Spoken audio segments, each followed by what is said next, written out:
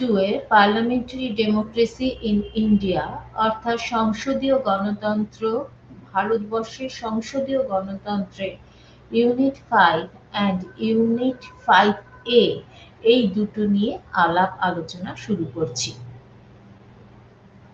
আমি অর্চিতা শীল, আমি ignore regional centre Kolkata থেকে এই বক্তব্য পেশ করছি। আমরা জানি যে ভারতবর্ষ প্রায় 200 বছর ইংরেজদের অধীনে ছিল। পরবর্তীকালে 1947 সালের 15ই আগস্ট কি হচ্ছে, ভারতবর্ষ স্বাধীনতা অর্জন করে। সেই সময় দেখা যায় যে ভারতীয় সংবিধান রচিত হয় এবং সেই ভারতীয় সংবিধান রচনার ক্ষেত্রে ভারতীয় গণপরিষদ বা ইন্ডিয়ান কনস্টিটিউয়েন্ট অ্যাসেম্বলি সব থেকে বড় ভূমিকা গ্রহণ করে, কেন সংবিধান রচনা, সংবিধানের খসড়া সমস্ত ক্ষেত্রে তার একটা বিরাট ভূমিকা ছিল। এরপর দেখা যায় যে এই লিখিত সংবিধানটি, ভারতবর্ষের যে সংবিধানটি রয়েছে সেটি হচ্ছে রিটেন কনস্টিটিউশন বা লিখিত সংবিধান, এবং এই সংবিধানটি দেখা যায় যে 1949 সালের 26শে নভেম্বর বলা যায় যে ভারতীয় গণপরিষদ কর্তৃক সেটা গৃহীত হয়েছিল বা অ্যাকসেপ্টেড হয়েছিল, এবং ইট ইজ অ্যাক্টিভেটেড বা কার্যকর হয়েছিল 1950 সালের 26শে জানুয়ারি থেকে। এবার ভারতবর্ষ আমরা জানি যে ইট ইজ অ্যান ডেমোক্রেটিক কান্ট্রি, অর্থাৎ ভারতবর্ষ হচ্ছে একটি গণতান্ত্রিক রাষ্ট্র। সুতরাং এই ভারতবর্ষের মতো একটা গণতান্ত্রিক রাষ্ট্রে দেশের শাসন ব্যবস্থা পরিচালনা করার জন্য ভারতীয় সংবিধানের একটা বিরাট ভূমিকা রয়েছে। তাই প্রথমত আমাদের যেটা আলোচনা করতে হবে সেটা হলো যে ভারতীয় সংবিধানের কি কি বৈশিষ্ট্য রয়েছে বা ক্যারেক্টারিস্টিক্স রয়েছে। একটা প্রথমত বলা যায় যে ভারতবর্ষের সংবিধানকে যদি বিচার করি তাহলে দেখা যায় যে এটা হচ্ছে লিখিত সংবিধান এবং যার কিছুটা অংশ হয়তো অলিখিত রয়েছে, অর্থাৎ ইট ইজ, আমরা বলতে পারি ভারতীয় সংবিধান বা Indian constitution is a written one, but some of the part of the constitution has been unwritten also.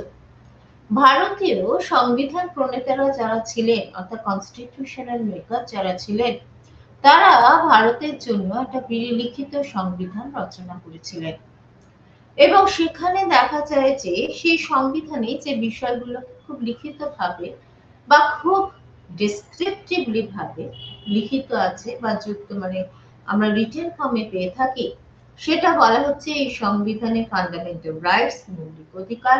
দ্বিতীয়ত হচ্ছে relation between the centre and the state, অর্থাৎ কেন্দ্র এবং রাজ্যের মধ্যে সম্পর্ক, বিচার এবং আইন বিভাগ ও প্রশাসনিক ক্ষেত্রের বিভিন্ন বিষয় সেখানে আলাপ আলোচনা করা হয়েছে ইন এ রিটেন ওয়ে, অর্থাৎ লিখিতভাবে।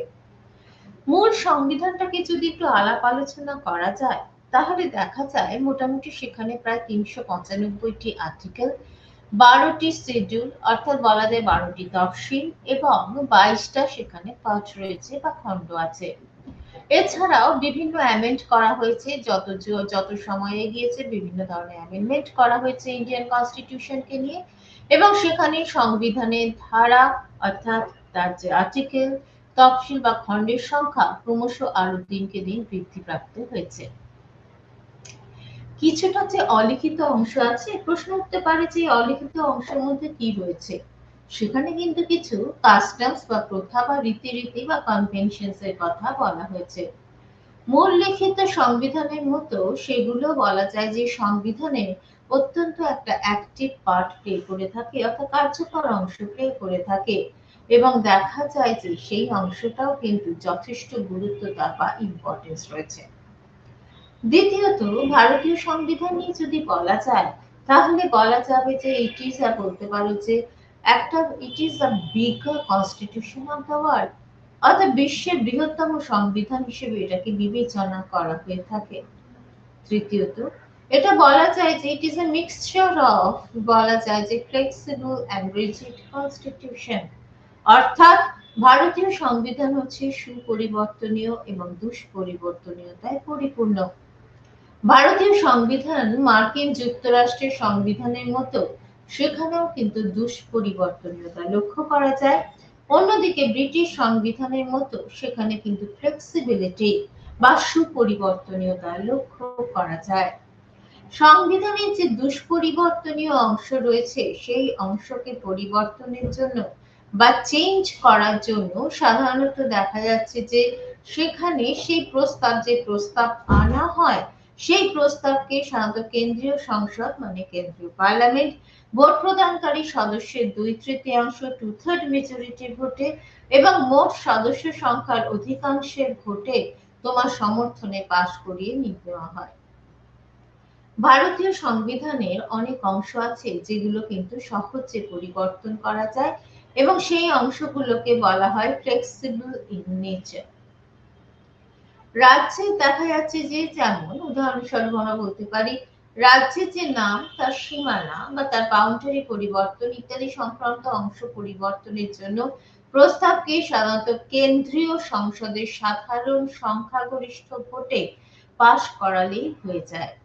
অর্থাৎ যেমন আমরা এর উদাহরণ একটা দিতে পারি, যেমন কি হয়েছে বিহার ভেঙে কি হয়েছে বিহার এবং ছত্তিশগড়, এবং সেখানে কিন্তু এই জিনিসটা তার মানে রাজ্যের সীমানা পরিবর্তন করা হয়েছে। বাকি অংশগুলোর যে পরিবর্তন সংক্রান্ত যে প্রপোজাল রয়েছে বা প্রস্তাবকে কেন্দ্রীয় সদস্যের মোট সদস্যদের অধিকাংশ এবং ভোটদাতা সদস্যের 2/3 মেজরিটির ভোটে সেটাকে পাশ করানোর প্রয়োজন আছে। বলা যত সোজা এই পরিবর্তনটা কিন্তু খুব একটা কি নয়, ফ্লেক্সিবল নয় বা সুপরিবর্তনীয় নয়। আবার কি বলা যায়, বলা যায় যে it is not as rigid, অর্থাৎ এটাকে আবার পুরোপুরি দুষ্পরিবর্তনীয় এটাও বলা যায় না। তাহলে কি বলা যেতে পারে? বলা যেতে পারে it is a mixture of two. অর্থাৎ এটা বলা হচ্ছে যে বলা যায় যে সেখানে পরিবর্তনের ক্ষেত্রে সাধারণত তাহলে দুটো দিকই দেখা যাচ্ছে, সংবিধানের একটা সুপরিবর্তনীয়তা রয়েছে আর একটা রয়েছে দুষ্পরিবর্তনীয়তা। এরপরে আমরা যেটা বলবো সেটা হচ্ছে যে যুক্তরাষ্ট্রীয় শাসন এবং কেন্দ্র প্রবণ শক্তিসমূহ। আমরা এটা জানি যে ভারতবর্ষে যদি লক্ষ্য করো সেখানে কি রয়েছে, ফেডারালিজমের নীতি অনুসারে বা যুক্তরাষ্ট্রীয় ব্যবস্থা অনুযায়ী সেখানে সাধারণত শাসন ব্যবস্থাটাকে সেইভাবে কি করে দেওয়া হয়েছে, বিভাজন করে দেওয়া হয়েছে। আমরা জানি একটা সরকারের 3টে ভাগ থাকে, আইন বিভাগ, শাসন বিভাগ এবং বিচার বিভাগ। এখন দেখা যাচ্ছে যে এখানে বলতে বলা হচ্ছে যে এবং যেহেতু আইন সংক্রান্ত ব্যাপারে যদি দেখা যায় তাহলে দেখা যায় যে আইন সংক্রান্ত ক্ষেত্রে 3টে তালিকা রয়েছে এবং সেই ক্ষেত্রে কি রয়েছে, একটা হচ্ছে রাজ্য তালিকা, একটা হচ্ছে কেন্দ্রীয় তালিকা এবং আরেকটা হচ্ছে জয়েন্ট বা যুগ্ম তালিকা। এছাড়াও বলা হচ্ছে যে 3টি ক্ষেত্রে সাধারণত কেন্দ্রীয় সরকার রাজ্য সরকারের উপর বা রাজ্য তালিকার উপর আইন প্রণয়ন করতে পারে।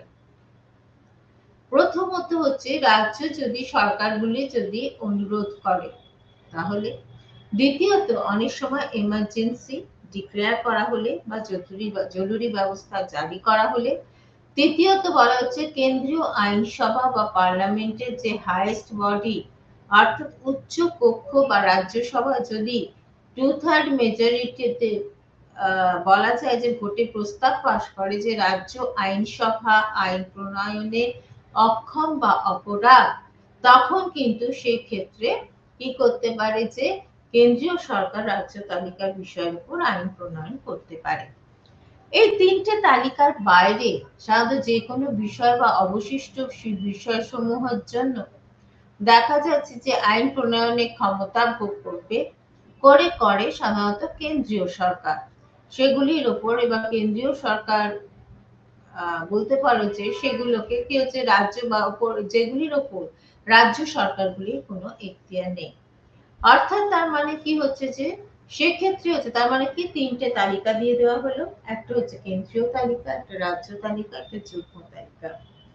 এই 3টে তালিকা ছাড়াও যেখানে বলা হচ্ছে যে আরো কিছু মানুষ মানে বলা যায় যে 3টে তালিকা ছাড়াও যদি দেখা যায় বাকি যে ক্ষমতাগুলো রয়েছে, প্রশ্ন আসে এই ক্ষমতাগুলো কে ভোগ করবে। বা কে এক্সারসাইজ করবে? তাতে উত্তরটা আসে যে সেটা কিন্তু কে করবে? কেন্দ্রীয় তালিকা যার হাতে থাকে সেই সেটা এক্সারসাইজ করে থাকবে।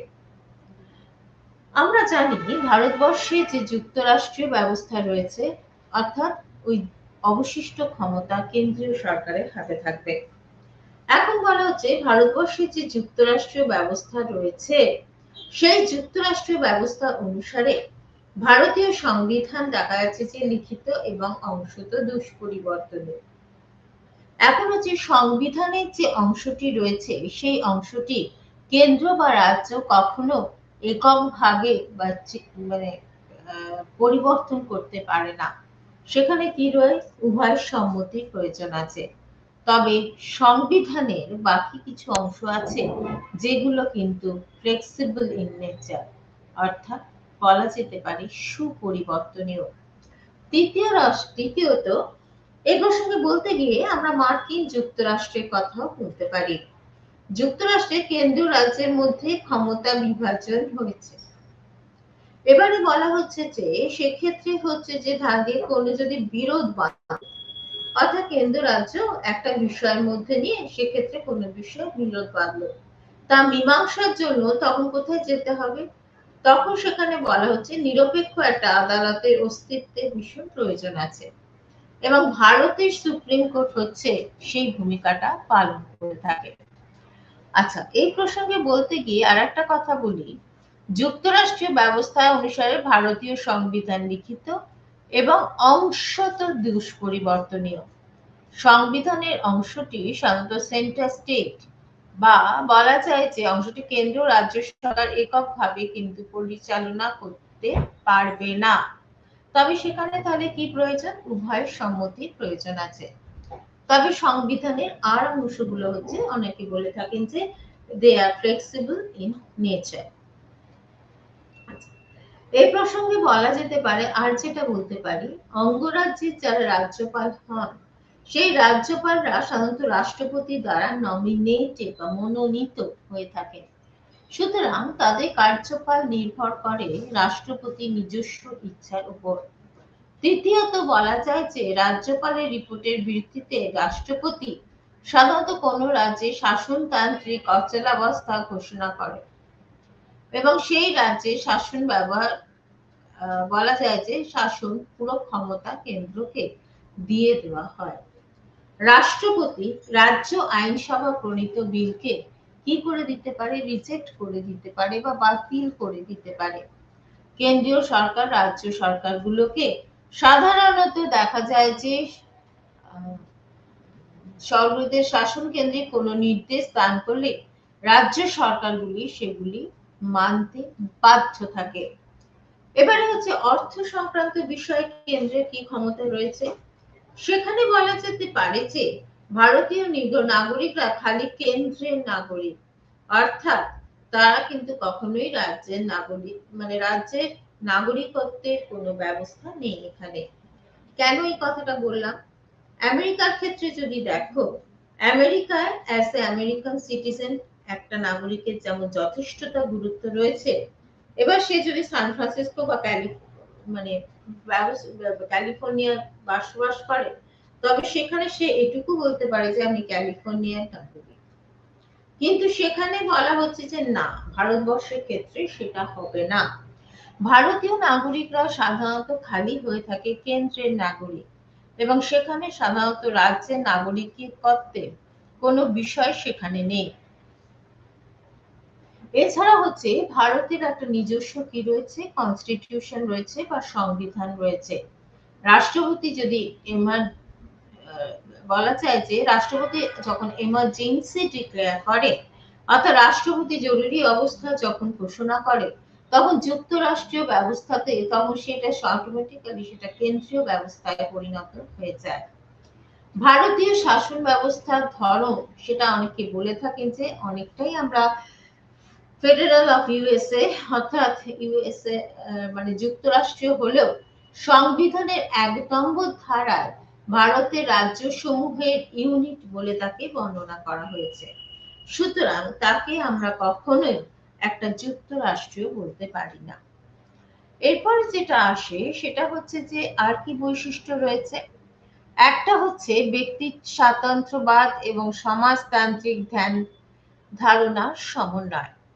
অর্থাৎ বলা যায় যে ভারতীয় সংবিধান বিশেষজ্ঞরা সাধারণত ইকুয়ালিটি অফ, মানে বলা যায় যে স্বাধীনতার অধিকার অর্থাৎ ফ্রিডম অফ ইকুয়ালিটি, সাম্যের অধিকার অর্থাৎ এছাড়া প্রাপ্তবয়স্ক ভোটাধিকার ইত্যাদিগুলোকে স্বীকৃতি দিয়ে দিয়েছে ভারতীয় সংবিধান।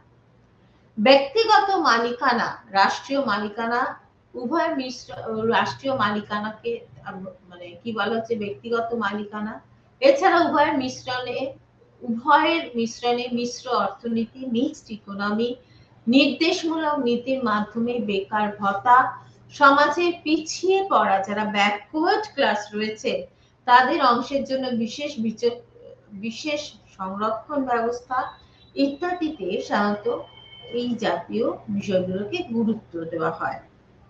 এরপরে যেটা আমরা বলবো সেখানে হচ্ছে মৌলিক অধিকার এবং নির্দেশমূলক নীতির সহাবস্থান। ভারতীয় সংবিধানের যে থার্ড চ্যাপ্টার বা তৃতীয় ধারা রয়েছে সেখানে সাধারণত আদালতে বলবৎযোগ্য কিছু মৌলিক অধিকারকে স্বীকৃতি দেওয়া হয়েছে এবং একই সঙ্গে ফোর্থ চ্যাপ্টার বা চতুর্থ অধ্যায় নির্দেশমূলক নীতি বা ডিরেক্টিভ প্রিন্সিপালের সঙ্গে কিছু অর্থনৈতিক অধিকার বা ইকোনমিক রাইটসকে সেগুলোকেও অ্যাডেড করে দেওয়া হয়েছে, যেগুলো which are not enforced by the law of the country, অর্থাৎ যেগুলি আদালত কর্তৃক কখনোই বলবৎযোগ্য নয়। এরপর বলা হচ্ছে যে যেটা আসতে পারে সেটা হচ্ছে যে সংসদীয় বা মন্ত্রিপরিষদ চালিত সরকারের সঙ্গে নির্বাচিত প্রধান হিসেবে বলা যেতে পারে রাষ্ট্রপতি ব্যবস্থা। এখন যেটা বলা যায় মন্ত্রিপরিষদ পরিচালিত সরকারের রীতির ভিত্তিতে ভারতের শাসন ব্যবস্থায় প্রকৃত শাসন ক্ষমতা ভোগ করে থাকে। ভারতীয় সংসদে সংখ্যাগরিষ্ঠ দলের নেতা হন সাধারণত প্রাইম মিনিস্টার বা প্রধানমন্ত্রী এবং প্রধানমন্ত্রীর আস্থাভাজন কিছু দলীয় নেতাদের নিয়ে সাধারণত কাউন্সিল অফ মিনিস্টার্সটাকে বিল্ড আপ করা হয়, অর্থাৎ মন্ত্রী পরিষদ গঠন করা হয়। তারা এবং তাদের কাজের জন্য সংসদের যে নিম্নকক্ষ যেটাকে আমরা লোকসভা বলে থাকি, লোকসভার কাছে একইভাবে তারা কিন্তু এইভাবে দায়িত্বশীল থাকে। একই সঙ্গে রাষ্ট্র ব্যবস্থার শীর্ষে আছে, যদিও তিনি টাইটুলার অর্থাৎ একজন রাষ্ট্রপতি থাকেন। তিনি সংসদে উভয় কক্ষ ও রাজ্য বিধানসভার সদস্যদের দ্বারা সাধারণত দেখা যায় যে নির্বাচিত হন। তিনি হলেন বলা যায় যে নিয়মতান্ত্রিক প্রধান। এইবার আমরা যেটা বলি সেটা হচ্ছে যে ভারতীয় সংবিধানে কি বলেছিলাম, যখন তৈরি করা হয়েছিল তখন কি বলা হয়েছিল, বলা হয়েছিল একটা প্রস্তাবনা রয়েছে। অর্থাৎ ভারতকে আমরা এইভাবে ডিফাইন করে থাকি, ভারত হচ্ছে একটা সার্বভৌম রাষ্ট্র, সভারেন এন্টিটি, এবং বলা হচ্ছে যে ইট ইজ ধর্ম নিরপেক্ষ, অর্থাৎ সেই রকম রাষ্ট্র। তাই ভারতবর্ষে কোন ধর্মীয় রাষ্ট্রীয় বা ধর্ম হিসেবে স্বীকৃতি পায়নি। ধর্মাচরণের স্বাধীনতা ভোগ করার প্রত্যেক নাগরিকের ক্ষমতা আছে এবং এখানে জাতি, ধর্ম, বর্ণ, ভাষা, লিঙ্গ নির্বিশেষে সমস্ত প্রাপ্তবয়স্ক ব্যক্তিরও কিন্তু ভোটাধিকার স্বীকৃত হয়েছে, যা হলো ভারতের রাজনৈতিক গণতন্ত্রের বলা যেতে পারে যে একটা বিরাট পিলার বা স্তম্ভ। জনগণ সার্বভৌম ক্ষমতার অধিকারী, এই জন্যই একটা কথা বলা হয়ে থাকে দ্যাট ইজ পপুলার ডেমোক্রেসি। সেই কারণে তাই বলা হয়ে থাকে ভারতবর্ষে যেহেতু এটি রয়েছে তাই ভারতবর্ষে একে বলা হয় যে প্রজাতন্ত্র বলা হয়ে থাকে। এরপরে যেটা আসছে সেটা হচ্ছে এক নাগরিকত্ব। প্রশ্নটা বেশ ভারী মিষ্টি। ভারতে নাগরিক রাজ্যগুলির নারীত্ব দেখা যায়, নাগরিকত্ব সেগুলো এখনো পুরোপুরি স্বীকৃত হয়নি। ব্রিটেনের যে সংসদীয় শাসন ব্যবস্থা রয়েছে সেখানে দেখা যায় যে এই সার্বভৌমিকতাকে ভীষণভাবে ইম্পর্টেন্স দেওয়া হয় এবং দেখা যায় যে সেখানে বিচার বিভাগীয় স্বাধীনতার পাওয়ার সময় মার্কিন যুক্তরাষ্ট্রের সুপ্রিম কোর্ট এবং সংবিধান, হ্যাঁ, এবার কোনো একটা বিষয় বা কোনো একটা নিয়ে যদি মার্কিন যুক্তরাষ্ট্রের সুপ্রিম কোর্ট শুধুমাত্র সংবিধান বিরোধী কোনো আইনকে সেটা যদি ন্যায় নীতির বিরোধী হয়ে থাকে তবে কিন্তু সেটা সুপ্রিম কোর্ট তাকে বাতিল করে দিতে পারে। সুতরাং সেখানে বলতে হয় যে বিচার বিভাগ যথেষ্ট সার্বভৌম। এখন অন্যদিকে ব্রিটিশ পার্লামেন্ট বা সংসদে বলা হচ্ছে যে কথা যদি বলা হয় যে সেখানে দেখা যায় যে ব্রিটিশ সংসদ হলো সাধারণত সার্বভৌম হয়ে থাকে। এখন বলা হচ্ছে যে ভারতের সুপ্রিম কোর্ট দেখা যায় যে মার্কিন সুপ্রিম কোর্টের মতো আইনের বৈধতা বিচার করে থাকে। ভারতীয় সুপ্রিম কোর্ট সংবিধানের ব্যাখ্যা করে, অর্থাৎ সংবিধানটা কেন তৈরি হয়েছে, কিসের জন্য তৈরি হয়েছে, মানে এখানে সেগুলো সবকিছু ব্যাখ্যা করে এবং সেখানে দেখা যায় যে সুপ্রিম কোর্টের মতে ন্যায় নীতি ও বিরোধী সেই সব ছিল যা কাজে সুপ্রিম কোর্ট বাতিল করতে পারে। এখানে সাধারণত বিচার বিভাগ সাধারণত সার্বভৌম হয়ে থাকে। অন্যদিকে ব্রিটিশ পার্লামেন্ট বা সংসদ যে কোনো আইন প্রণয়ন করতে পারে। ব্রিটিশ সংসদীয় প্রণীত কোনো বলা আইনসভায় কোনো আদালত নাকচ করতে পারে না, আদালত কখনো করতে পারে না। সুতরাং ব্রিটিশ সংসদ হলো সুসার্বভৌম ক্ষমতার ধারণা সেখানে লক্ষিত হয় না। ভারতের সুপ্রিম কোর্টও সেখানেও আমরা যখন গেছি সেখানেও কিছুটা অনুসরণ করেছি এবং সেখানে দেখা যায় যে ভারতীয় সুপ্রিম কোর্ট ভারত সার্বভৌম ধর্মনিরপেক্ষ রাষ্ট্র, তাই ভারতবর্ষ কোনো ধর্ম রাষ্ট্রীয় ধর্ম হিসেবে স্বীকৃতি পায়নি বা অ্যাকসেপ্টেড হয়নি। ধর্মাবচরণে স্বাধীনতা ভোগ করতে পারে এরা এবং এখানে ধর্ম, ভাষা, জাতি, বর্ণ, লিঙ্গ নির্বিশেষে প্রাপ্তবয়স্ক ব্যক্তিরা ভোটাধিকার দিতে পারে, যা হলো ভারতের রাজনৈতিক গণতন্ত্রের মেন পিলার বা স্তম্ভ হিসেবে বিবেচনা করা যায়। জনগণ সার্বভৌম ক্ষমতার অধিকারী, তাই ভারতকে তারা অনেকে প্রজাতন্ত্র বলে উল্লেখ করেছে। এরপরে যেটা আসে সেটা হচ্ছে একনাগরিকত্ব। আচ্ছা, ভারতের নাগরিক রাজ্যগুলির নাগরিকত্ব এখনো কিছু স্বীকৃত হয়নি। ব্রিটেনের সংসদীয় সার্বভৌমিকতা ও মার্কিন যুক্তরাষ্ট্রের বিচার বিভাগীয় স্বাধীনতা মার্কিন যুক্তরাষ্ট্রের সুপ্রিম কোর্ট ও সংবিধান বিরোধী তোমার বলা যেতে পারে যে সংবিধান বিরোধী কোনো বিল নয়, কেন্দ্রীয় সুপ্রিম কোর্টের মতো ন্যায় নীতি বিরোধী সেই সমস্ত বিল বা কাজও সুপ্রিম কোর্ট বাতিল করে দিতে পারে। এখানে সাধারণত বিচার বিভাগ কি হয়ে থাকে, জুডিশিয়াল সিস্টেমটা সাধারণত সার্বভৌম হয়ে থাকে। অন্যদিকে ব্রিটিশ পার্লামেন্ট বা সংসদ যে কোনো ধরনের আইন প্রণয়ন করতে পারে।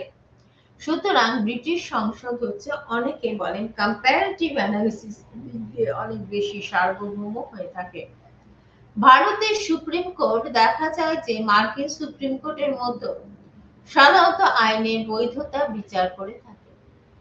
ভারতীয় সুপ্রিম কোর্ট সংবিধানটাকে ডেপিক্ট করে অর্থাৎ ব্যাখ্যা করে এবং ভারতীয় নাগরিকদের মৌলিক অধিকারগুলো বলা যেতে পারে মৌলিক অধিকারগুলোকে নিয়ে ভারতের সুপ্রিম কোর্ট আলোচনা করে থাকে, বৈধতা বিচার করার চেষ্টা করে।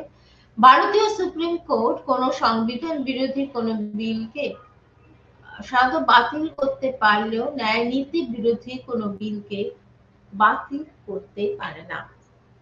কিরকম কথাটা হলো, অর্থাৎ ভারতের সুপ্রিম কোর্ট সংসদ প্রণীত আইনে কি করতে পারে, জাস্টিফিকেশন করতে পারে, অর্থাৎ বৈধতা বিচার করতে পারে। যদিও শুধুমাত্র কনস্টিটিউশনালি বা সাংবিধানিক দিক থেকে সর্বোচ্চ স্তরে রয়েছে, সেক্ষেত্রে দেখা যায় যে যেমন সর্বোচ্চ স্তরে রয়েছে যেমন ধরো সুপ্রিম কোর্ট, দ্বিতীয়ত রাজ্য স্তরে কি রয়েছে, হাইকোর্ট রয়েছে, এবং তার নিচে আরো লোয়ার সাবঅর্ডিনেট কোর্ট রয়েছে বা অধস্তন তোমার আদালত রয়েছে। সেখানে সুতরাং তারা আবার হাইকোর্টের অধীনে কাজ করে থাকে। এরপরে যেটা বলি সেটা হচ্ছে দ্বিকক্ষ বিশিষ্ট আইনসভা, অর্থাৎ ইংলিশে সেটাকে কি বলা হয়, বলা হয় সেটা হচ্ছে বাই ক্যামেরাল লেজিসলেচার। এখানে দেখা যায় কেন্দ্রীয় স্তরে সাধারণত দ্বিকক্ষ বিশিষ্ট আইনসভা গঠন করা হয়েছে।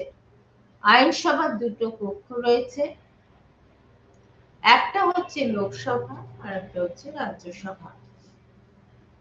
লোকসভা সবসময় যেটা নিম্নকক্ষ, যা জনগণের প্রত্যক্ষ ভোটে সাধারণত প্রতিনিধি মানে ভোটের দ্বারা নির্বাচিত হয়ে থাকে, এবং এই কক্ষটিতে জনগণের প্রতিনিধিত্ব রয়েছে কি সেরকম আছে। আর একটা হচ্ছে রাজ্যসভা, হলো সংসদের উচ্চ কক্ষ, অর্থাৎ ভারতীয় যদি সংসদীয় পার্লামেন্ট দেখো, সেটাকে আমি আগেই বললাম ইট is A bicameral legislature, bicameral legislature. এবং সেখানে বলা হচ্ছে রাজ্যসভা হচ্ছে সংসদের হাইয়েস্ট বডি বা উচ্চকক্ষ, যার সদস্যরা রাজ্য বিধানসভার সদস্যদের প্রায় কি হয়ে থাকে, তারা যার সদস্যরা রাজ্য বিধানসভার সদস্যদের দ্বারা নির্বাচিত হয়ে থাকে। এই কক্ষটি সাধারণত রাজ্যগুলির প্রতিনিধি হিসেবে কি করে থাকে, কাজ করে থাকে। এরপরে যেটা বলবো সেটা হচ্ছে unitary features of Indian constitution. সেখানে বলা হচ্ছে যে বিষয়টির উপর গুরুত্ব দেওয়া হয়, দ্যাট ইজ জাতীয় ঐক্য এবং সংহতি। ফেডারেশন কথাটা বাদ দেওয়া হয়েছে ভারতীয় সংবিধান থেকে। কেন? বলা হচ্ছে ভারতবর্ষ এমন একটা দেশ যেখানে কিন্তু বৈচিত্র্যের মধ্যে ঐক্য বিষয়টি ভীষণভাবে গুরুত্ব দেওয়া হয়ে থাকে। ভারতবর্ষে দেখা গেছে যে স্পিরিটগত দিক দিয়ে যদি বিচার করো, তাহলে দেখা যায় যে ভারতবর্ষ কিন্তু একতার কথা বলে। তাই দেখা যায় যে ইউনিয়ন অফ স্টেটস এইটার উপর ভীষণ গুরুত্ব দেওয়া হয়। সংবিধান রচয়িতা যারা রয়েছেন তারা সংবিধানের ৩৪৩ থেকে ৩৫১ নম্বর ধারায় সরকারি ভাষা সংক্রান্ত বিস্তারিত ব্যাখ্যা করে থাকেন। এছাড়া অষ্টম তফসিলে ভারতের মুখ্য প্রতিষ্ঠানগুলিকে নিশ্চিত করা হয়েছে, আর আর ভারতের মুখ্য ভাষাগুলোকে লিপিবদ্ধ করা হয়েছে, আর আর দেবনাগরী অক্ষরে হিন্দি লিখিত ভাষাকে স্বীকৃতি দেওয়া হয়েছে।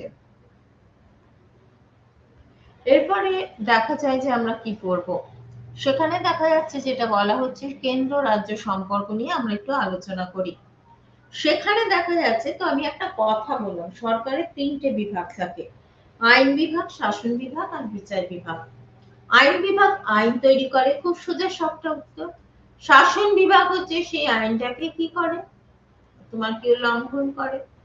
এবারে সেই ক্ষেত্রে সেই আইনটাকে এক্সিকিউট করে, বলছি লঙ্ঘন করে, বলছি এক্সিকিউট করে, অর্থাৎ বাস্তবে সেটাকে কিভাবে করা যায় সেটা করে। এরপরে যদি দেখা যায় যে কোনো আইন হচ্ছে সংবিধান বিরোধী, তবে সেই ক্ষেত্রে সেই আইনকে বাতিল করে দেওয়া যেতে পারে।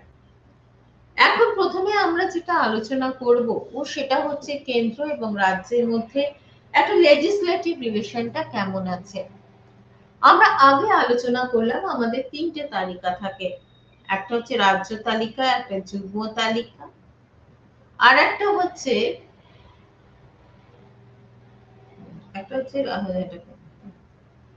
আচ্ছা, এক্ষেত্রে বলা হচ্ছে রাজ্যের মধ্যে আইনগত। আচ্ছা, এখানে দেখা যায় যে সংবিধানে বা কনস্টিটিউশনে সাধারণত প্রথমে ৯৭টা বিষয় ছিল, পরে সংখ্যাটা আরো বেড়ে গেল, বেড়ে গিয়ে ১০০টি বিষয় হলো।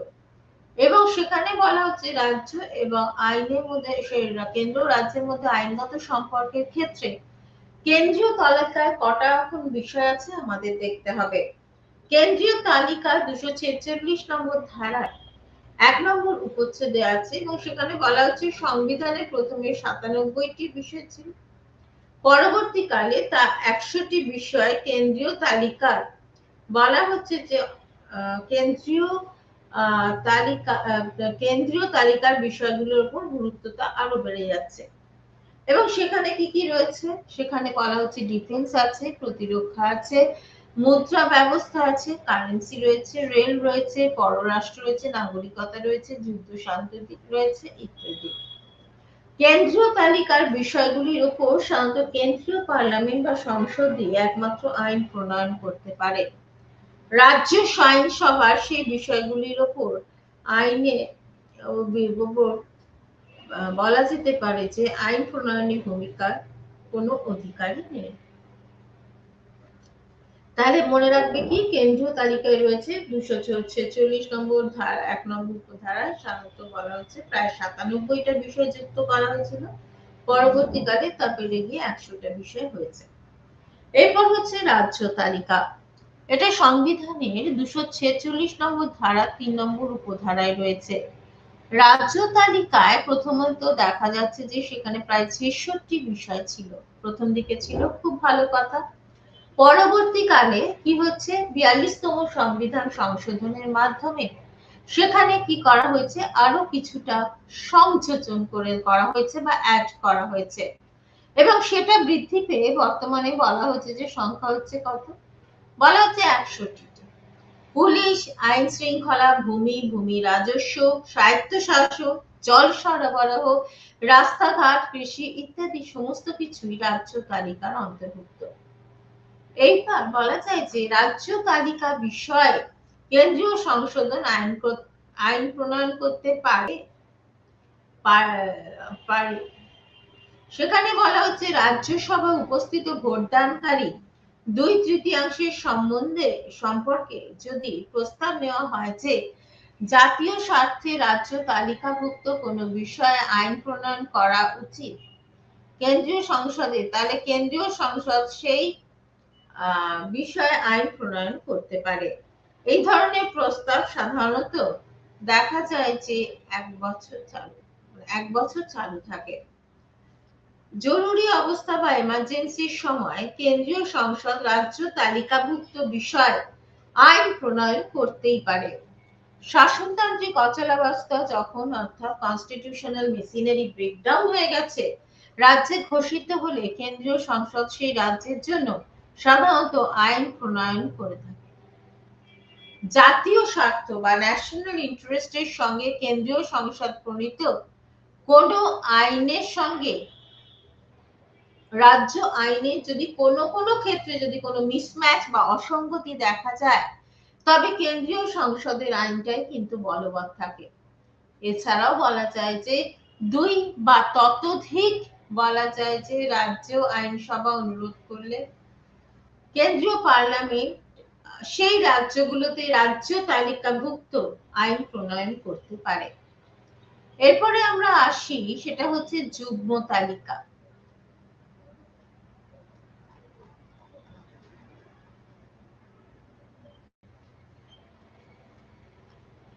আচ্ছা, সেটা হচ্ছে সংবিধানের 246 নম্বর ধারার 2 নম্বর উপধারায় বলা হয়েছে ভারতের সংসদীয় শাসন ব্যবস্থায় প্রথমত 46টি বিষয়, পরে 52টি বিষয়ও যুগ্ম তালিকার অন্তর্ভুক্ত।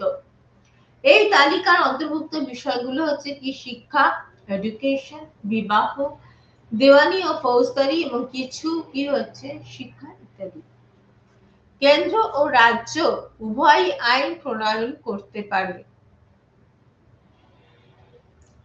কেন্দ্রীয় আইনের সঙ্গে যদি কোনোভাবে রাজ্য সরকারের আইনের মধ্যে বিরোধ বাঁধে, তখন কিন্তু দেখা যাচ্ছে যে রাজ্য আইনে বলা হচ্ছে যে অসঙ্গতিগুলো অংশ বাতিল করে দেওয়া যেতে পারে। এরপরে বলা হচ্ছে ভারতের কেন্দ্র ও রাজ্যের মধ্যে অ্যাডমিনিস্ট্রেটিভ রিলেশন বা প্রশাসনিক সম্পর্ক। এটা সংবিধানে সাধারণত 256 থেকে 263 নম্বর ধারায় আলোচনা করা হয়েছে। 256 নম্বর ধারা অনুসারে রাজ্যের শাসন ক্ষমতা একজনের দ্বারা পরিচালিত হবে যাতে কেন্দ্রীয় আইনের সঙ্গে কোনো অসঙ্গতি না ঘটে। কেন্দ্রীয় আইনকে ঠিকমতো অ্যাক্টিভেট করা বা কার্যকর করার দায়িত্ব হচ্ছে রাজ্য সরকারের। এরপরে যেটা বলা যায় 257 নম্বর ধারা অনুসারে রাজ্য সরকারগুলি তাদের ক্ষমতা এমনভাবে পরিচালনা করবে যাতে কেন্দ্রীয় সরকারের শাসন সংক্রান্ত কাজে কোনো অসুবিধে না হয়। কেন্দ্রীয় সরকার রাজ্য সরকারগুলিকে দেখা গেছে প্রয়োজনীয় অর্ডার অর্থাৎ নির্দেশ দিতে পারে জাতীয় বা সামাজিক বলা যায় যে সংযোজ্য এবং জাতীয় বা সামরিক অর্থে গুরুত্বপূর্ণ এবং সুরক্ষণের জন্য রাজ্যের মধ্যে রেলপথ সংরক্ষণের ঠিকমতো প্রয়োজন আছে।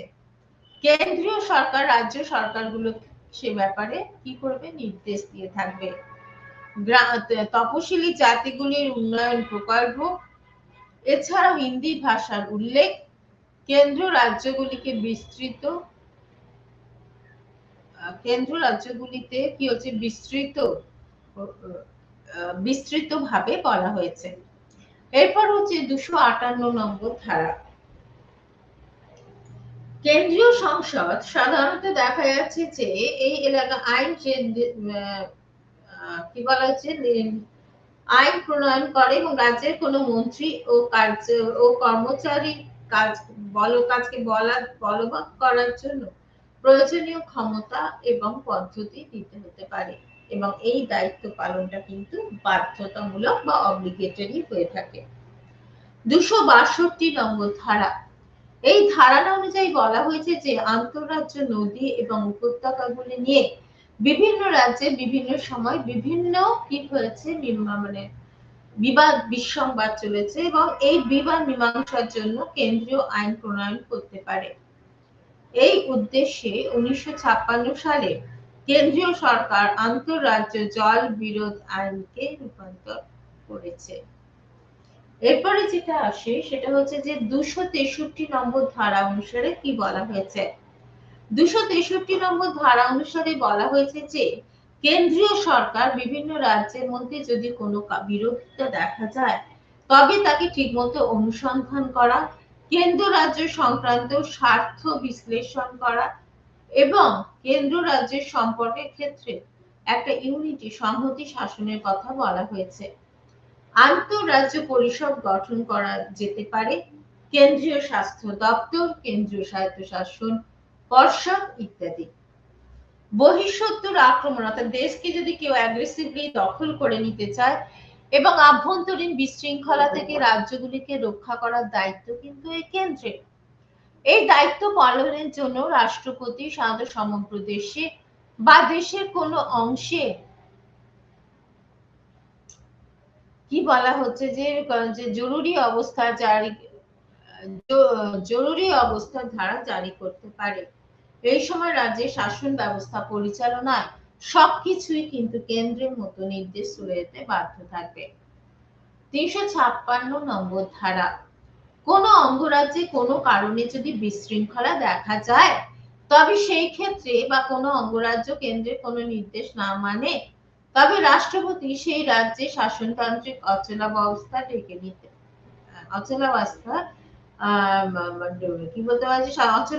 রাজনৈতিক হতে পারে। এই পরিসময় রাষ্ট্রপতি কোন রাজ্য আইনসভাকে যদি প্রয়োজন মনে করে তাহলে ভেঙে দিতে পারে এবং ছোট রাজ্যের শাসন বিভাগীয় ক্ষমতা নিজের হাত দিতে পারবে কিংবা রাজ্যপাল বা অন্য কোনো কর্তৃপক্ষের হাতে কি বলবো দিতে পারে। এরপর বলা হচ্ছে যে ভারতের কেন্দ্র রাজ্যের মধ্যে কি ধরনের আনুষ্ঠানিক অর্থনৈতিক সম্পর্ক রয়েছে এবং এটাও আর্টিকেলের 264 ধারা 1 নম্বর ধারাতে আলোচনা করা হয়েছে। ভারতে সাধারণত দুটো তালিকার মাধ্যমে ক্ষমতা বন্টন করার জন্য রাজস্ব বন্টন করা হয়েছে, যেগুলি দেখা যাচ্ছে যে কেন্দ্রীয় তালিকা এবং রাজ্য তালিকা রয়েছে। এখানে দেখা যায় রাজ্য তালিকাভুক্ত অন্তর্ভুক্ত বিষয়ের সংখ্যা নেহাতি কম নয়, তা প্রায় 19টি। ভূমি, রাজস্ব, বৃষ্টি, আয়কর, প্রমোদ কর ইত্যাদি কথা বলা হচ্ছে। এছাড়া বলা হচ্ছে যে কেন্দ্র তালিকা 13টি বিষয়ের উপরে কি বলা হচ্ছে যে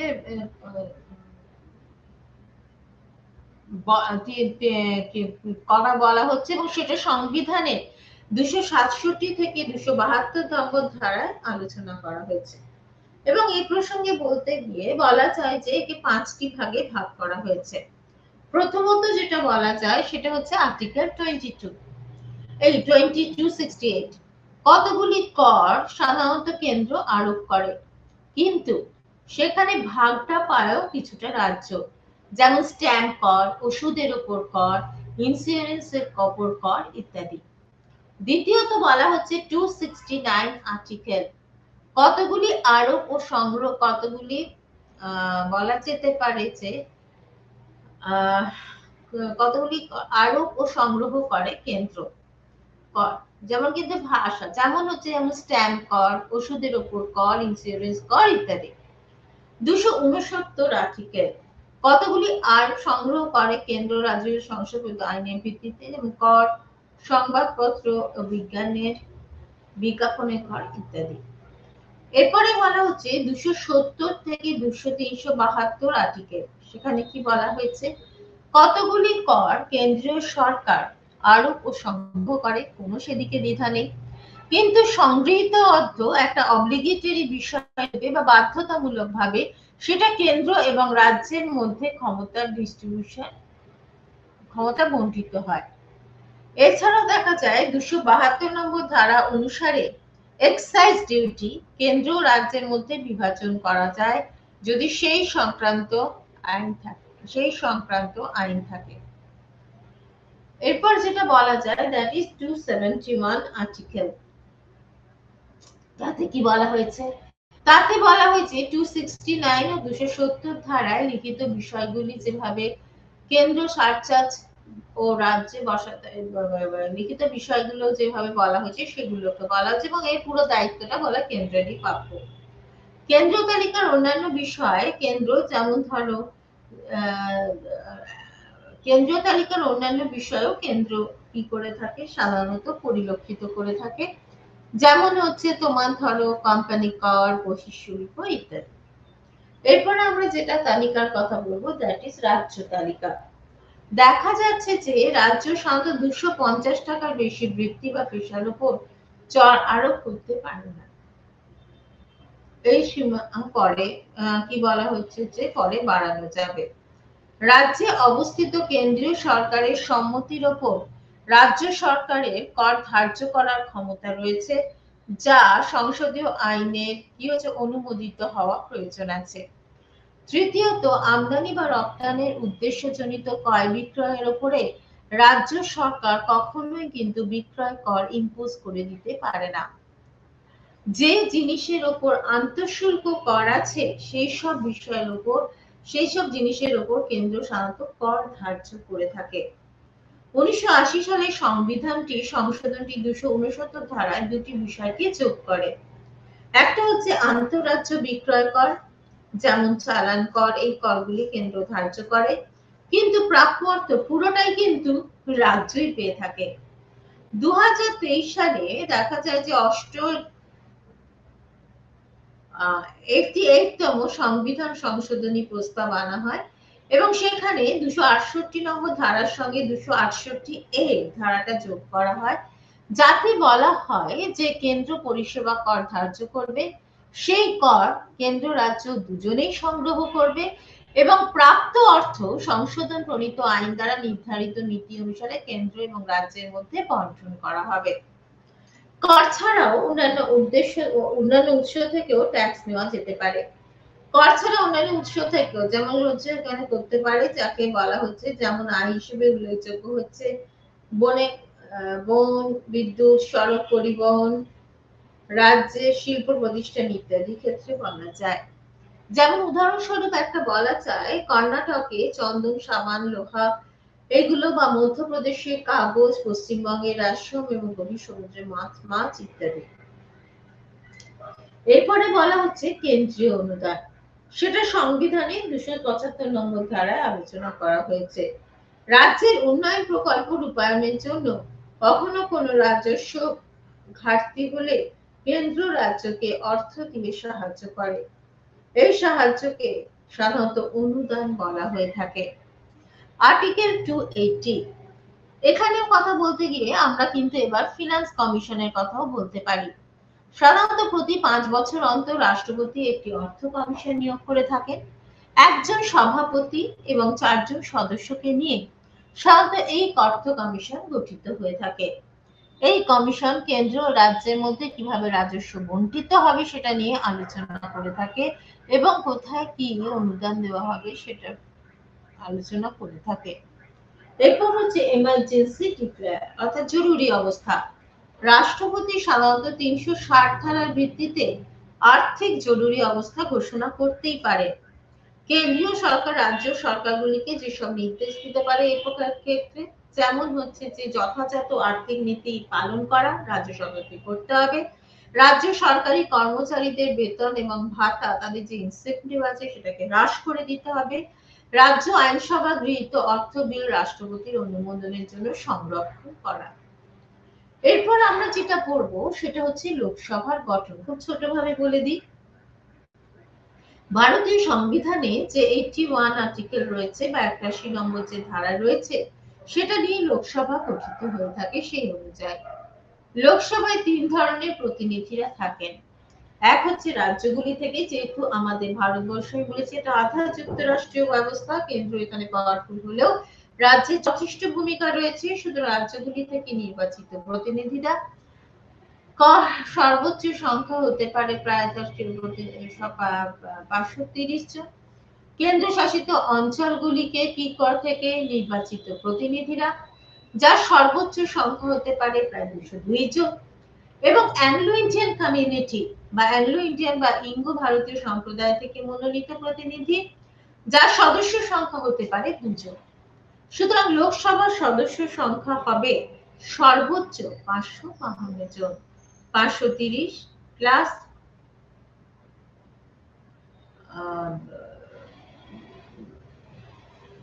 বলা যেতে পারে যে 552 জন হতে পারে। এবং সেখানে বলা হচ্ছে যে 530 প্লাস 20 প্লাস 2। 2009 সালে 95তম সংবিধান সংশোধনটি আইন অনুসারে এই সীমা বলবৎ করা আছে প্রায় 2020 সাল পর্যন্ত। এবারে বলা হচ্ছে লোকসভার কার্যকাল কি হয়ে থাকে। সাধারণত মূল সংবিধান অনুযায়ী লোকসভার কার্যকাল হয়ে থাকে কত যেন পরে 5 years tenure, অর্থাৎ 5 বছর হয়ে থাকে। তবে এই 5 বছর পূর্ণ হওয়ার আগে রাষ্ট্রপতি অনেক সময় লোকসভাকে ডিসলভ করে দিতে পারেন বা ভেঙে দিতে পারেন। লোকসভা পরিচালনা করা, সংবিধানের যে বলা যে 93 নম্বর ধারা আছে সেই ধারা অনুযায়ী বলা হয়েছে যে লোকসভার প্রথম অধিবেশনকে সদস্যরা নিজেদের মধ্য থেকে একজনকে অধ্যক্ষ বা স্পিকার হিসেবে নিয়োজিত করে থাকে। প্রধান অধ্যক্ষকে বলা হয় নিজেদের মধ্য থেকে একজনকে অধ্যক্ষ বা মেয়র বা স্পিকার এবং আরেকজনকে উপাধ্যক্ষ বা ডেপুটি মেয়র হিসেবে ডেপুটি স্পিকার হিসেবে নির্বাচিত করা হয়। মেয়র না, কর্পোরেশন হলে মেয়র, এটা হচ্ছে স্পিকার। স্পিকারের কথা কেন আমরা এত বলবো বা এত গুরুত্ব দিয়ে আলোচনা করব? আসলে সংসদীয় শাসন ব্যবস্থায় লোকসভা হচ্ছে একটা প্রতিনিধিত্বকারী সংস্থা এবং যেখানে রিপ্রেজেন্টেটিভরা জনগণের ভোটের দ্বারা নির্বাচিত হয়ে থাকে। সুতরাং সেখানে সেই লোকসভাকে ঠিকমতো পরিচালনা যে ব্যক্তির মাধ্যমে হয়ে থাকে he or she is the speaker। সংসদের উভয় সভার অধিবেশনে বা যুগ্ম অধিবেশনে সাধারণত স্পিকার সভাপতি হয়ে থাকে। এরপর আমরা যেটা বলবো সেটা হচ্ছে লোকসভার অধ্যক্ষটা একটু বলে ফেলি। ভারতীয় লোকসভা হলো ভারতীয় জনগণের প্রাণ কেন্দ্র হিসেবে বিবেচিত হতে পারে এবং it is an representative organisation.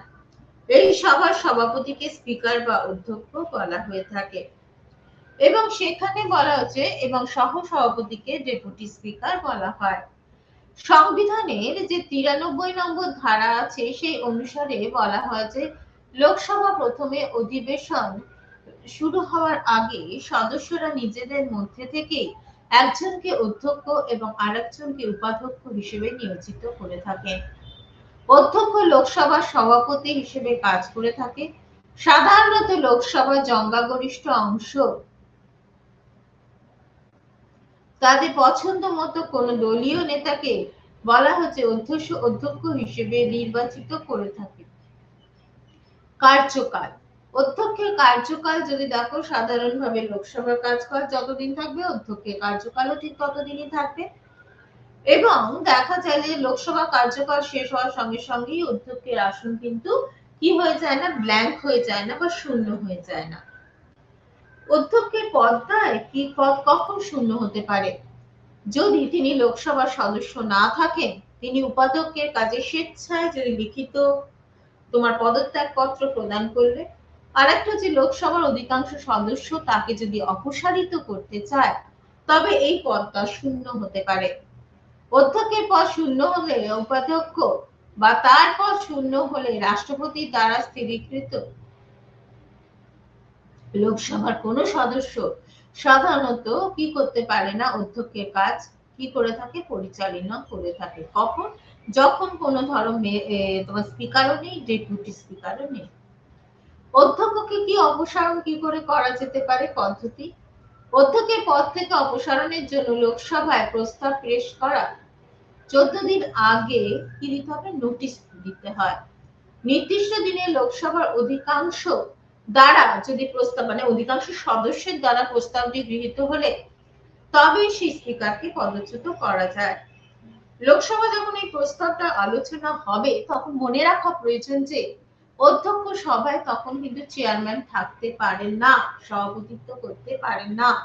তবে সভার আলোচনায় নিশ্চয়ই তিনি পার্টিসিপেট করতে পারেন, যোগ দিতে পারেন, নিজের ওপিনিয়ন দিতে পারেন, মতামত দিতে পারেন বা ভোটও দিতে পারেন। তবে তার আশু অপসারণের প্রস্তাবের উপরে পক্ষে এবং বিপক্ষে যদি সমান সংখ্যক ভোট পড়ে তখন তিনি ভেটো প্রয়োগ করতে পারেন। তাই ভোট নির্ণয় হলেও নির্ণায়ক ভোট দিতে পারেন না। এবার বলা হচ্ছে স্পিকার বা অধ্যক্ষের নিরপেক্ষতা। অধ্যক্ষ নির্বাচন করা হয় সাধারণত সর্বসম্মতভাবে।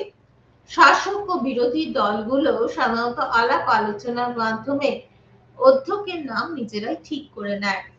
অধ্যক্ষ এবং উপাধ্যক্ষের বেতন ভাতা এগুলো প্রতি বছর কিন্তু লোকসভার যে কনসলিডেটেড মানে কি বলা হচ্ছে কনসলিডেটেড ফান্ড অফ ইন্ডিয়া বা ভারতের সঞ্চিত তহবিল থেকে দেওয়া হয়। লোকসভার অনুমোদন দ্বারা সেটা সাধারণত গৃহীত হয় না। অধ্যক্ষের অপসারণের প্রস্তাব উত্থাপনের পর খালি দেখা যায় যে সেখানে অধ্যক্ষের আচরণ নিয়ে নানা রকম আলাপ আলোচনা করা হয়। লোকসভার বিভিন্ন আলোচনায় অধ্যক্ষ অংশগ্রহণ করতেও পারে, সাধারণত করে না, পার্টিসিপেট করে না। প্রস্তাবের পক্ষে বা বিপক্ষেও তিনি সাধারণত কোনো ভোটাভুটিতে যান না। খালি কোনো প্রস্তাবের পক্ষে বা বিপক্ষে যদি সমান হয়ে যায় তখন তিনি কিন্তু একটা নির্ণায়ক ভোট দিয়ে থাকেন। অধ্যক্ষের অপসারণ সংক্রান্ত প্রস্তাব আলোচনার সময় তিনি আলোচনায় অংশ নিতে পারেন ঠিকই, কিন্তু ওই সময় কোনো নির্ণায়ক ভোট দিতে পারেন না। এরপরে আমরা যেটা করবো সেটা আজকে শেষ টপিক, সেটা হচ্ছে লোকসভা অধ্যক্ষের কার্যাবলী। সভার কাজ পরিচালনা করা। লোকসভার সভাপতি হিসেবে লোকসভার অধ্যক্ষের প্রধান কাজ হলো কি হচ্ছে এই কাজকে পরিচালনা করা। সভা কখন কোন দিক থেকে শুরু হবে, কতখানি বসবে বা সভার আন্দোলন কি হবে সেই সমস্ত এইসব ব্যাপারে নিয়ে আলোচনা করতে পারেন অধ্যক্ষ। সবার কোন সদস্য যখন মুলতবি প্রস্তাব বা দৃষ্টি আকর্ষণী প্রস্তাব বা অনাস্থা প্রস্তাব বা মন্ত্রীদের প্রশ্ন উত্থাপন করলে বা আইনের খসড়া উপস্থাপন করে ইত্যাদি স্থির করে বলা হচ্ছে লোকসভার অধ্যক্ষ। লোকসভার অধ্যক্ষের আর একটা কাজ হচ্ছে সভায় কি হচ্ছে ডিসিপ্লিন মেনটেন করা, অর্থাৎ সভার শৃঙ্খলা রক্ষা করা। সদস্যরা যাতে প্রত্যেক সদস্যরা যদি সেটা পার্লামেন্টের ফ্লোরেও যদি হয়, সদস্যরা যাতে আলোচনায় ঠিকমতো পার্টিসিপেট করতে পারেন, বিরোধীদের স্বার্থ বা ইন্টারেস্ট যাতে কোনো রকম ভাবে ইন্টারাপ্টেড না হয়, ক্ষুণ্ণ না হয়, প্রত্যেকের সদস্য যাতে নিজের মত প্রকাশের স্বাধীনতা থাকে এবং তা সুনিশ্চিত করতে হয়। লোকসভার সদস্য নয় এমন বহিরাগতদেরও তিনি লোকসভা উপস্থিত থাকার জন্য অন্তর্ভুক্ত দিক করতে বা অনুমতি স্বীকার করতে পারেন। এরপরে বলা যাচ্ছে শাস্তি দানের ক্ষমতা। অধ্যক্ষের তৃতীয় কাজ হচ্ছে, একটা বড় কাজ হচ্ছে টু গিভ পানিশমেন্ট। লোকসভার অধিবেশন চলাকালীন যদি কোনো সদস্য এককভাবে বা কিছু সদস্যরা মিলিতভাবে যদি বিশৃঙ্খলা সৃষ্টি করে, তাহলে তিনি প্রয়োজনীয় ব্যবস্থা নিতে পারেন।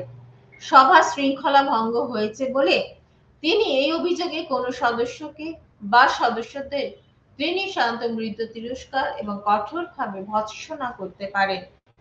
অধ্যক্ষের নির্দেশ সম্বন্ধেও বৈধতার প্রশ্ন এসে যায়। এরপরে যেটা আসে সেটা হচ্ছে অর্থ বিল সংক্রান্ত ক্ষমতা।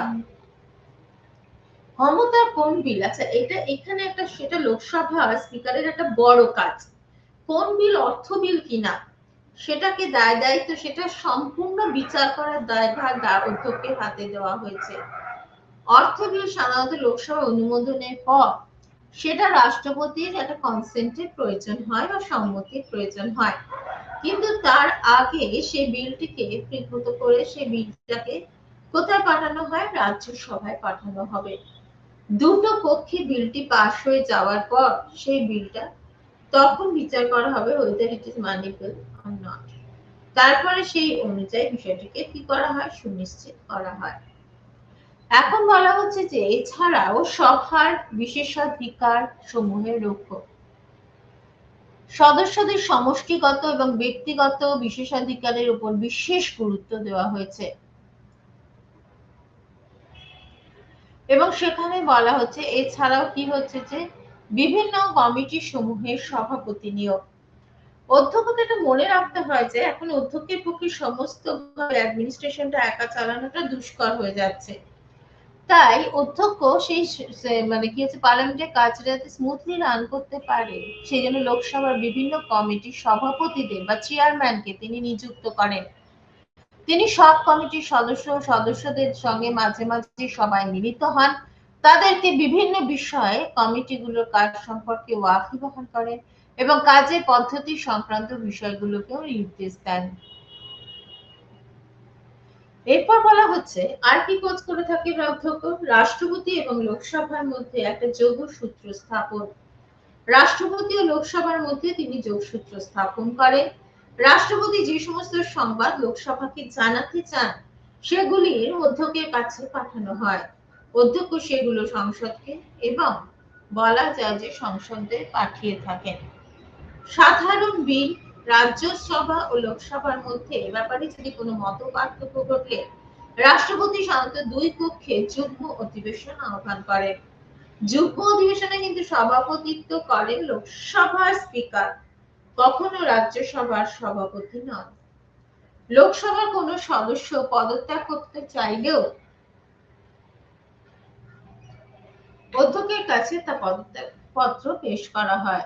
স্বেচ্ছায় পদত্যাগ পত্র যদি তিনি অ্যাকসেপ্ট করে নেন তবে তো ভালো আছে, তবে ঠিক আছে, সেটা কিন্তু বলা যেতে পারে একটা বিরাট দায়িত্ব। এছাড়াও লোকসভার কোনো সদস্য যদি কোনোভাবে দলত্যাগ করে, হ্যাঁ হয়তো ধরো তৃণমূল কংগ্রেস করতে আবার কংগ্রেসে চলে গেল, অধ্যক্ষ তার সদস্য পদ খারিজ করে দিতে পারে এবং সেখানে কিন্তু এই লোকসভার স্পিকারের কি রয়েছে, বিশাল দায়িত্ব রয়েছে বা তার সিদ্ধান্তের চূড়ান্ত বলে বিবেচিত হয়ে থাকে। এরপরে যেটা সব থেকে বড় কথা বলবো, ভারতবর্ষ হচ্ছে হাইলি পপুলেটেড কান্ট্রি, জনবিস্ফোরণমূলক দেশ। সেই ভারতবর্ষে অধ্যক্ষ কি পার্শিয়াল হবে না নিরপেক্ষ হবে? প্রশ্নের উত্তরটা যদি জানা যায় তাহলে দেখা যাবে যে বলা যায় যে ভারতবর্ষে যিনি লোকসভার অধ্যক্ষ হবেন তিনি সাধারণত নিরপেক্ষ হয়ে থাকেন বা নিউট্রাল হয়ে থাকেন। এই কারণে তিনি আলাপ আলোচনায় নিজের বক্তব্য খুব একটা রাখেন না। এবং যদি পক্ষে বিপক্ষে দুটো ভোট সমান হয়ে যায় তখন তিনি নির্ণায়ক ভোট প্রয়োগ করে থাকেন। আচ্ছা, এরপর বলা হচ্ছে যে লোকসভার কার্যকে ঠিক মতো, তাহলে এইটুকু বলা যায় লোকসভার কার্যকে ঠিক মতো এগিয়ে নিয়ে যাওয়ার ক্ষেত্রে তাহলে অধ্যক্ষের অবদান একটা বিরাট রয়েছে। এবং এটা আমাদের মনে রাখা প্রয়োজন যে যেখানে আমেরিকার মতো বা মার্কিন যুক্তরাষ্ট্রের মতো স্পিকারের ক্ষেত্রে স্পিকার সাধারণত যতক্ষণ না পর্যন্ত নিজে থেকে রিটায়ার করে তাহলে স্পিকার পুনর্নির্বাচিত হতে পারে। আমাদের দেশে ভারতবর্ষে সাধারণত স্পিকারকে একটা নমিনেশনের মনোনয়নের মাধ্যমেই করে দেওয়া হয়, নিজেরা নিজেদের মধ্যে আলাপ আলোচনা করে তারা স্পিকার নির্বাচিত করে থাকে। এবং সেই ক্ষেত্রে সুতরাং দেখা যায় যে তাই এবং নির্বাচিত করে থাকেন। এবং এখানে ভারতবর্ষ কিন্তু কি করা হচ্ছে বিদেশি বা ইংরেজদের কাছে যে নিরপেক্ষ, যেখানে মার্কিন যুক্তরাষ্ট্রের স্পিকার নিরপেক্ষ নয় কিন্তু ভারতবর্ষের স্পিকার নিরপেক্ষ হয়ে থাকে। এবং যেহেতু তিনি নিরপেক্ষভাবে কাজকর্ম সম্পাদন করার চেষ্টা করে থাকেন সেহেতু দেখা যায় যে ভারতবর্ষে সংসদীয় ব্যবস্থায় স্পিকারের একটা নিজস্বতা আছে এবং নিজে যথেষ্ট গুরুত্বতা রয়েছে, যা ভারতবর্ষের গণতন্ত্রের পক্ষে খুবই ভালো। আজকে এই পর্যন্ত রইল ইউনিট 5 and 5 এ। আজকের পড়াশোনার এখানেই সমাপ্তি, অর্থাৎ ইউনিট 5 আর 5 এর আলোচনা আমরা শেষ করলাম। পরের দিন আমরা আলোচনাটাকে আরো এগিয়ে নিয়ে যাব, যেখানে শুরু করব আমরা রাজ্য সভা দিয়ে। ঠিক আছে? সুতরাং আজকে এখানেই সমাপ্তি। নমস্কার।